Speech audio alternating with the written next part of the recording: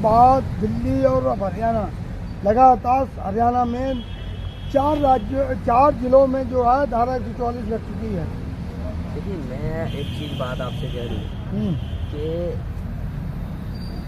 ये तभी क्यों होता है जब कोई क्या कहते हैं हिंदूवादी संगठनों का या क्या कहते हैं कि कोई हिंदू समाज का या हिंदू धर्म का एक कोई धार्मिक अनुष्ठान होता है, तो ये झगड़े तभी क्यों होते हैं? क्यों तभी क्या कहते हैं मस्जिदों पे भगवा लहराए जाते हैं? क्यों तभी क्या कहते हैं हिंदू मुस्लिम करके झगड़े कराए जाते हैं? क्यों उसमें देखिए हिंसा किसी भी क्या कहते हैं तात्पर्य क्या या किसी भी मसले का हल नहीं है। हिंसा में यह है कि हमेशा हिंसा में दोनों पक्षों का नुकसान होता है, चाहे वो क्या कहते हैं आप हिंदू मुस्लिम कर लीजिए, चाहे सिख हिंदू कर लीजिए, चाहे वो ईसाई हिंदू कर लीजिए, या वो मैतई और कुकीज कर लीजिए। हिंसा से दोनों पक्षों का नुकसान होता है। लेकिन ये कहा जो भगवा यात्रा निकल रही थी वो तो शांतिपूर्वक निकल रही थी। एक चीज है, मैं इसमें नोटिस करूंगा कि नूह में जो घटना हुई हरियाणा में, नूह की बात कर रहा हूं, नूह में जो घटना हुई, तो मैं इस चीज पे देखना चाह रहा हूँ कि आपको दिल्ली के नागलोई में भी हुई, दिल्ली के नागलोई में भी हुई। जो लोग दिल्ली में रहते हैं, जिन्हें हम आए दिन दिल्ली में देखते हैं, जिन्हें कनॉट पैलेस सीपी में देखते हैं, पत्रकारों से मीडिया से मुखर होते हुए सामने देखते हुए, वो आज मैं उनको देख पा रहा हूँ कि वो नूह में क्या कर रहे हैं, वो लोग नूह में क्या कर रहे हैं। दिल्ली का शख्स, हिंदूवादी शख्स, हिंदू संगठन से जुड़ा हुआ, नूह में झगड़े हुए ऐसे सेंसिटिव एरिया में जहाँ क्या कहते हैं 144 धारा 2 दिन पहले से लगी हुई है, वहाँ वो शख्स क्या कर रहे हैं? कहीं ना कहीं जैसे कि दिल्ली दंगों के सुनिश्चित किया गया था कि कुछ लोग बाहर के जो बुलाए गए थे दिल्ली दंगों के लिए, क्या मैं आपको बता रहा हूँ, आपके माध्यम से पूरे देश को एक संदेश देना चाहता हूँ कि भारतीय जनता पार्टी और आरएसएस इस राजनीति में आतुर हो चुकी है कि वो 24 से पहले इस देश का भाईचारा, इस देश का शांति सौहार्द बिगाड़ने की कोशिश में लगी हुई है। लेकिन पत्थर तो फेंके गए ना भाई। मणिपुर में कौन से पत्थर फेंके गए मुझे ये बता दीजिए। मणिपुर में भी तो हिंसा है। मणिपुर का सब्जेक्ट अलग है, वहाँ तंगी गतिविधियाँ हैं। नरेंद्र मोदी जी को भी बोलिए, भारतीय जनता पार्टी को भी बोलिए कि मणिपुर से फिर राजस्थान को ना जोड़ें, मणिपुर से फिर क्या कहते हैं और तालुका और जिलों को और प्रदेशों को ना जोड़े जाए। जो घटनाएं मणिपुर में हो रही हैं, जो घटनाएं मणिपुर में हुई और जो महिलाओं के साथ में उत्पीड़न हुआ, वो बार बार संसद में खड़े होकर कह रहे हैं कि हम चर्चा करने के लिए तैयार हैं, और फिर राजस्थान को लेके आते हैं वो। और बार बार कह रहा हूँ, सुप्रीम कोर्ट के चीफ जस्टिस कह चुके हैं कि और घटनाओं को मणिपुर से ना जोड़ा जाए। तो फिर आप जब मेरे लिए ये संदेश रखते हैं, मेरे लिए ये नियम कानून आदेश रखते हैं कि आप क्या कहते हैं नूह को मणिपुर से ना जोड़िए। नागलोई, दिल्ली के नागलोई इलाके में जो धार्मिक अनुष्ठानों पे जहांगीरपुरी में हुआ, इन चीजों को क्या कहते हैं मणिपुर से ना जोड़िए। तो मेरे भाई मुझे बता दीजिए, आपके माध्यम से जनता से सवाल करना चाहता हूँ कि इस देश में धार्मिक स्वार्थ और क्या कहते हैं नफरत की राजनीति इस देश की जनता को कब से देखने को मिली है? 2014 जो नूह में जो यात्रा निकल रही थी वो हिंदुओं को जगाने के लिए निकल रही थी। मैं आपको एक वीडियो दिखाऊं। आज का हिंदू इस कदर जाग चुका है कि मोदी जी का, मैंने क्या कहा था, हमारे सोशल मीडिया पे एक कमेंट आया था कि राहुल गांधी जी को वहां भी जाना चाहिए। कहाँ? नासिर जुनैद के यहाँ। याद आई आपको मेवात की कहानी 2 महीने पहले? देखो वो कहानी इससे जोड़ी जा रही है। अरे मैं क्या कह रहा हूँ, आप जब एक चीज, ये चीज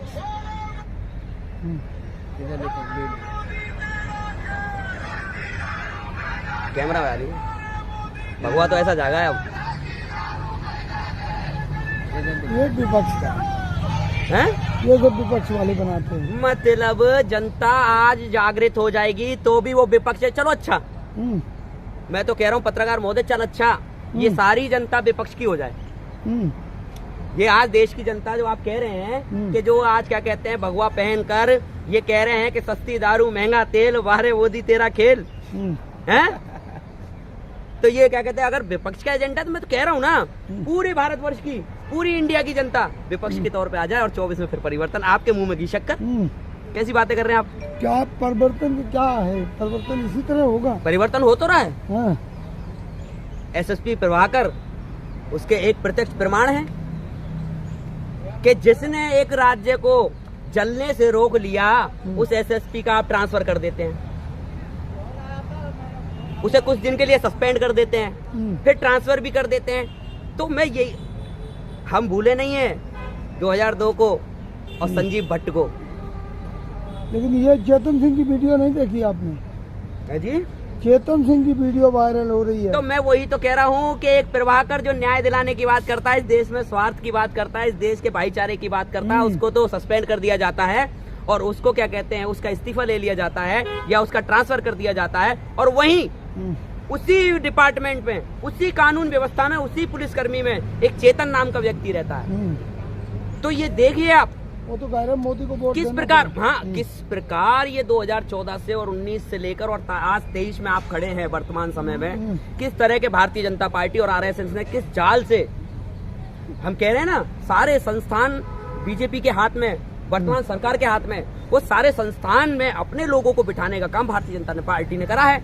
वो आरएसएस की विचारधारा के लोग, वो मनुवादी की विचारधारा के लोग, वो सारे संस्थाओं में अपने लोग बिठा दिए हैं। तो कैसे आज राहुल जी के साथ हो रहा है, आज राहुल जी की सदस्यता को ले लिया गया, आज राहुल जी के लिए क्या कहते हैं, बार बार वो कह रहे हैं कि पास्को एक्ट लगाया जाए, है तो किस लिए हो रहा है कि संस्थाओं में बैठे लोग आज भारतीय जनता पार्टी की हिमायत कर रहे हैं।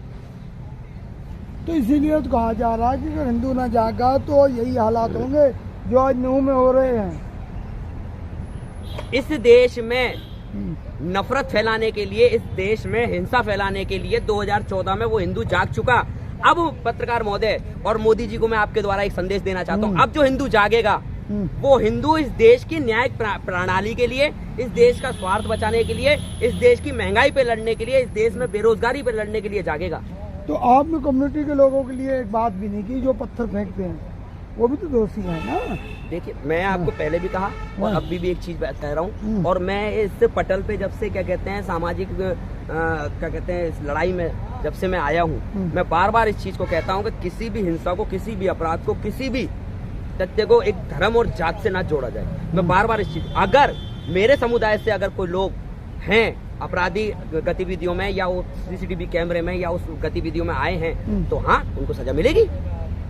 इस देश में किसी भी धर्म का हो, पर वो पत्थरबाज है तो उसको पत्थरबाज की निगाह से देखा जाए, अगर वो हिंसक है तो हिंसक की नजर से देखा जाए, उसे धर्म और जातियों में ना बांटा जाए। तो नुकसान तो हो रहा है ना, सरकारी संपत्ति का हो रहा, पुलिस नहीं आप आज पूरा मेन स्ट्रीम मीडिया आज क्या कहते हैं नूह और हरियाणा, पूरी को हरियाणा को दिखा रहा है। किसी ने उस टाइम पे उसी मेन स्ट्रीम मीडिया से सवाल करता हूँ, नासिर जुनैद को दिखाया? नहीं दिखाया। उस वक्त में किसी ने नासिर जुनैद को नहीं दिखाया। आपके 5 दिन पहले की एक घटना, 2 बच्चे फिर मार दिए जाते हैं उसमें बात के अंदर, उसको मेन स्ट्रीम मीडिया में दिखाया? आप किसी के सब्र का कितना इम्तिहान ले सकते हैं? और आज उसके बाद में आपके हिंदूवादी संगठन मस्जिद के बाहर बैठ के कहते हैं कि हम यहाँ से ढोल नगाड़ों से क्या कहते हैं और क्या कहते हैं डीजो से क्या कहते हैं यहाँ से जरूर निकल के जाएंगे, इसलिए प्रोटेस्ट देते हैं। मतलब आज इस देश की विडंबना है, आज देश का दुर्भाग्य है कि आज हिंसा करने के लिए, हिंसा को भड़काने के लिए लोग प्रोटेस्ट पे बैठते हैं, आंदोलन कर रहे हैं, देश के स्वार्थ को बिगाड़ने के लिए आंदोलन कर रहे हैं, वो देश में नफरत फैलाने के लिए आंदोलन, प्रोटेस्ट पे बैठ रहे हैं वो लोग। आज ये देश का दुर्भाग्य है, और दुर्भाग्य है सबसे बड़ा दुर्भाग्य ये है कि इस देश के प्रधानमंत्री माननीय दामोदर नरेंद्र दास मोदी है। तो मोदी जी का तो उसे सारा काम मोदी ने कहा तो कि जो भी खट्टर साहब ने भी हरियाणा में कहा है कि कड़ी कार्रवाई होगी, मोदी जी ने बोला मणिपुर में कड़ी कार्रवाई होगी। आज से 10 साल पहले का वक्त आप याद कीजिए, माननीय मनमोहन सिंह जी देश के प्रधानमंत्री थे और उनको गूंगा बोला जाता था, उनको चुप्पी रहने वाला प्रधानमंत्री, चुप रहने वाला प्रधानमंत्री, कठपुतली बोला जाता था, यहाँ तक कि उनके बाथरूम तक में झांका गया। ये अश्लील हरकत करने वाली भारतीय जनता पार्टी और देश का प्रधानमंत्री था वर्तमान। आज उस प्रधानमंत्री के मुंह पर चुप्पी लगी हुई है। आज वो प्रधानमंत्री मणिपुर पे नहीं बोलता, आज का प्रधानमंत्री हिंसा पे नहीं बोलता, इस देश की नफरत पे नहीं बोलता, इस देश की महंगाई पे नहीं बोलता, माँ बहन और हमारी महिलाओं की इज्जत आबरू लुट रही है उस पे नहीं बोलता, आज देश के युवा के पास रोजगार नहीं है उस पे नहीं बोलता। आओ जयपुर चलें 1 अगस्त को, हम कहते हैं आओ प्रधानमंत्री संसद चलें, आओ संसद चलें, संसद से भाग रहे हैं ये लोग, चर्चा से भाग रहे हैं ये लोग। लेकिन सवाल ये है कि गुड़गांव और जो है फरीदाबाद दिल्ली से काफी सटे हुए हैं, वहाँ भी धारा 144 लगी हुई है। भाई साहब 2020 के अंदर जमुना पार उत्तर पूर्वी दिल्ली भी दिल्ली से सटा हुआ था। वो दिल्ली में देश का मुख्यमंत्री क्या कहते हैं, इस प्रदेश का, दिल्ली का, माफी चाहता हूँ, इस प्रदेश का मुख्यमंत्री अरविंद केजरीवाल उन दंगों में शकल दिखाने के लिए नहीं आया। और आज मणिपुर का जो मुख्यमंत्री है वो ये कहता है ऐसी घटनाएं 100 घटनाएं हैं, ऐसी FIR 100 FIR हैं, ऐसे महिलाओं के साथ में क्या कहते हैं 100 दफा ये हरकतें हुई हैं, ये वारदातें 23 मई से स्टार्ट हैं। तो उस पे क्या कहेंगे आप? आप कहते हो आप कहते हो हरियाणा के मुख्यमंत्री ने कह दिया। आप ये बताइए कि पुलिस प्रशासन किसके हाथ में है? गृह मंत्रालय के हाथ में। गृह मंत्रालय मणिपुर में 5 मीटिंग करता है, वही गृह मंत्री देश के अमित शाह जी, फिर भी उसका परिणाम कुछ नहीं लिखता है। वहां मेरी बहनों को, महिलाओं को नंगा करके उनकी परेड कराई जाती है। गृह मंत्री ने कहा था शांति बहाल की बात की थी जब वहाँ गए थे। देखिए, सबसे पहले इस देश में जब तक भारतीय जनता पार्टी है, इस देश की कभी भी शांति बहाल नहीं हो सकती। ये एक एक नागरिक को सोच लेना चाहिए, समझ लेना चाहिए और जान लेना चाहिए। जब तक इस देश में सत्ता में भारतीय जनता पार्टी है, तब तक इस देश में नफरत रहेगी, सौहार्द टूटता रहेगा, भाईचारा टूटता रहेगा, एक दूसरे के अंदर वो नफरत। आज एक बताओ, ये नफरत, हम बाजार में जाते हैं, कुछ सामान लेने पर ये सोच रहे हैं सामने वाले का धर्म क्या है, सामने वाले की जात क्या है। आज ये मकाम इस देश का आ चुका है। आज गरीब के से क्या कहते हैं, जो रोड पर कोई अपनी ठेली रेडी लगा के बैठा है, हम उस गरीब के रोजगार को छीन रहे हैं इस धर्म के नाम पर। तो वहाँ तो अनाउंसमेंट हो रहा है कि नाम बूझ के जो है दुकानदार का नाम बूझो पहले। वही तो उत्तराखंड का पलायन देखिए आप। भारतीय जनता पार्टी बार बार क्या कहते हैं, एक इमरजेंसी को याद करती रहती है। आज ये देखिए, आपने इसमें भारत देश में 2014 से इमरजेंसी जैसे हालत कर रखे। 2014 से आप आए हैं और 2014 से इसमें इमरजेंसी जैसे हालत है। महंगाई चरम पर है, बेरोजगारी चरम पर है, भुखमरी चरम पर है, और आप बोलने को तैयार नहीं है। आप कहते हैं चलो जयपुर, हम कहते हैं आइए, चलते रहा संसद में, चलो संसद आइए, माननीय प्रधानमंत्री जी चलो संसद, करते हैं चर्चा। लेकिन आज सुबह से ये कहा कि राहुल गांधी जिस तरह से आजादपुर मंडी में गए फोटो खिंचवाने, उस पर क्या कहेंगे? ये उनकी बात है, वो दूध क्या बांटने के लिए गया। ये फोटो मुझे एक चीज बताइए, मोदी जी फोटो खिंचवाते हैं, ये बात मत बुला। ये गलत बात, ये गलत। ये इस देश का गरीब आदमी है। हाँ, यहाँ लगाइए कैमरा, यहाँ की हाँ, ये इस देश का गरीब आदमी है। ये इस देश का बहरहाल रोज कामगार आदमी है। इस देश में जब तक ये सुबह उठ के अपने घर से नहीं निकलता तो शाम को इसके परिवार को रोटी नहीं मिलती।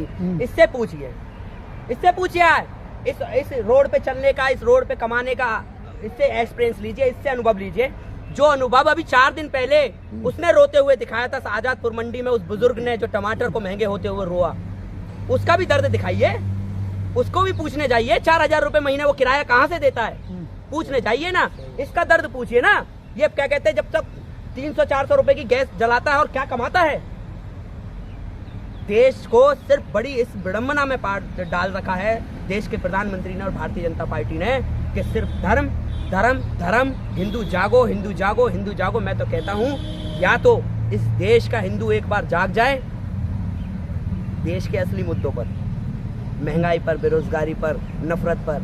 जिस दिन ये भारतीय जनता पार्टी के एजेंडे को छोड़कर इस देश का हिंदू जाग गया और इस देश का एक एक नागरिक जाग गया, तो आप देखिए परिवर्तन की लहर को कोई नहीं रोक पाएगा। और जो सपना था स्वर्गीय राष्ट्रपिता महात्मा गांधी का, कि इस देश को अखंड देखते हुआ, सारे स्वार्थ को, सारे भाईचारे को देखते हुए जो सपना सजाया था इस इंडिया का, इस भारत का, महात्मा गांधी ने, जवाहरलाल नेहरू ने, भगत सिंह ने, सरदार पटेल साहब ने, और आज वक्त के गांधी राहुल ने।